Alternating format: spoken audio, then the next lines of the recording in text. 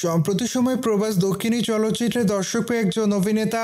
Moreover এই তারকা তার কেরিয়ারে বেশ কিছু চলচ্চিত্র অভিনয় করেন, কিন্তু আগামীতে এই তারকাকে সালার সিনেমাতে অভিনয় করতে দেখা যাবে। মোরওভার চলচ্চিত্রটিতে তার বিপরীতে শ্রুতি হাসানকে অভিনয় করতে দেখা যাবে। ঠিক এই জন্যই প্রায় অনেকদিন পর তাদের দুজনকে একসঙ্গে দেখা যাবে। মূলত চলচ্চিত্রের পর্দায় তাদের কেমিস্ট্রি দেখার জন্য তাদের অনুরাগীর অপেক্ষায় রয়েছে।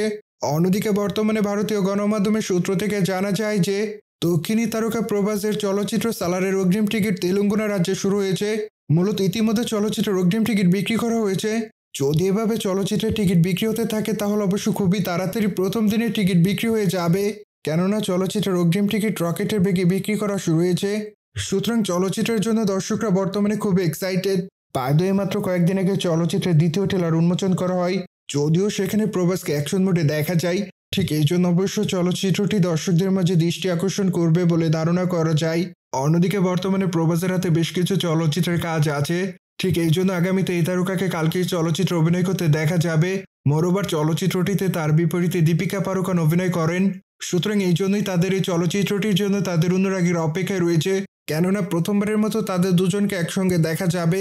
ঠিক এরপর অবশ্য প্রভাসকে স্পিরিট চলচ্চিত্র অভিনয় করতে দেখা যাবে।